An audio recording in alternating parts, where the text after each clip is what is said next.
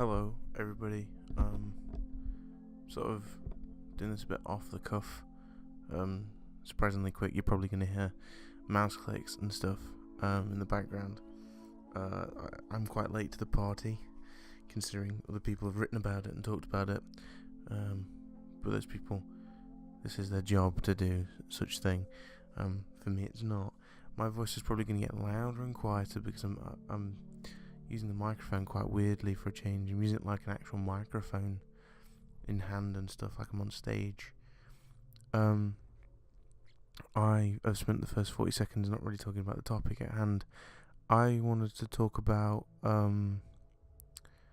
EA's decision to shut down Visceral. Yeah. I'm going to place this back down, actually. This actually has come as a bit of a surprise for me. I had no idea they would do this. I don't think anyone has actually realised that they were going to do this. Because I think it is such a sort of left field sort of decision for them to make. That it's just a really weird one. So I'm going to read an excerpt from the statement they've made. It says, in quotations, I'm going to say, our Visceral studio has been developing an action-adventure title set in the Star Wars universe. In its current form, it was shaping up to be a story-based linear adventure game. Throughout the development process, we have been testing the game concept with players, listening to the feedback about what and how they want to play, and closely tracking fundamental shifts in the marketplace. It has become clear that to deliver an experience that players will want to come back to and enjoy for a long time to come, we needed to pivot the design. We will maintain the stunning visuals and authenticity of the Star Wars universe and focus on bringing a Star Wars story to life. Importantly, we are shifting the game to be a broader experience that allows for more variety and player agency, leaning into capabilities of our Frostbite engine and reimagining essential elements of the game to give players a Star Wars adventure of greater depth and breadth to explore. Also, it's weird, the next part sort of is the bit that surprised me more than the first part. A development team from across EA Worldwide Studios will take over development of this game, led by a team from EA Vancouver that has already been working on the project, which makes sense. They're not going to completely outsource it to a different team altogether. Our Visceral studio will be ramping down and closing. Now that's the part that really not confused me, surprised me more than anything. First, I'll talk about the fact that they're going to change the Star Wars game. One thing, I've skimmed through it. I've not read it properly. I've read the sections that sort of appear more to me than others. But I've sort of been. One thing they haven't made clear is what Amy Hennig's going to do next. Is she still with the project, or is she gone too? From what we could all tell, and I think anybody with a brain was guessing this was going to be a Star Wars game that played a bit like Uncharted, a very cinematic-driven action game, which looked nice and played well. And I think that's what we all wanted. But for some reason they're changing its outcome. Now, a lot of people have jumped on the bandwagon that it's can we fit loot boxes in this? If not, it's cancelled. I think it's, while I'm hoping, it's more the simple fact they're probably going to add multiplayer to it. I think this was originally only single player, and EA don't really like that.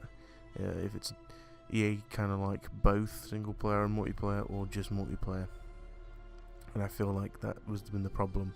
This was a complete story-driven game, and they're going to add multiplayer, a bit like Uncharted did. I'm hoping it's that.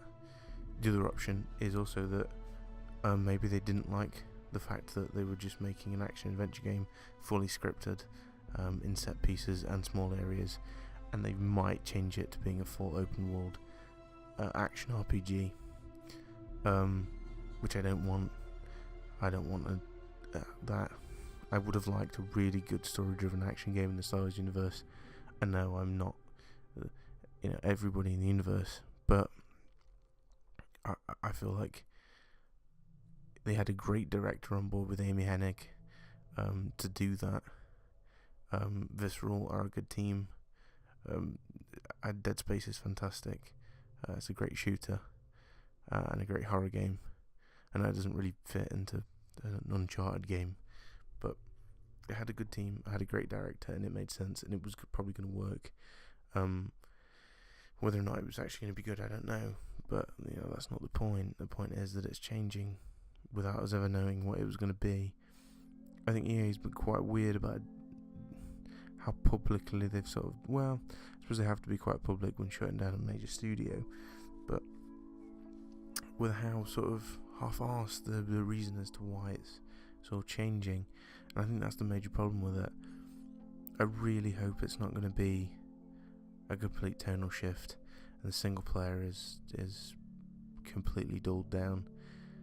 I think the Star Wars video game universe needs a decent, very good story-driven game that I don't think we'll see in the near future if EA continues to hold on to it, or hold on to the license in video game terms, and that sucks.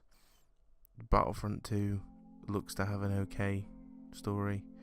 I don't think I'll be picking up that game, not because of this decision, but because the first one was kind of lackluster, and I don't really want to play Battlefield with Star Wars skin. And that's an old comment to make, but it's still true. It still feels exactly the same. I didn't play the beta, so maybe I should give it a go, or maybe I'll just play it at a friend's house. It's a shame.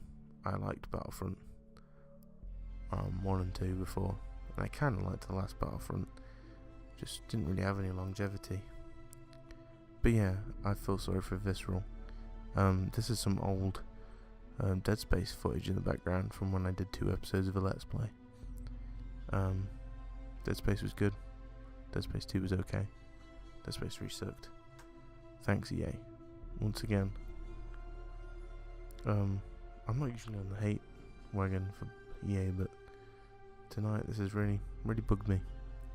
So yeah, bit of a short rambling away, bit of a topical rambling away as well. But yeah, thank you for watching and listening.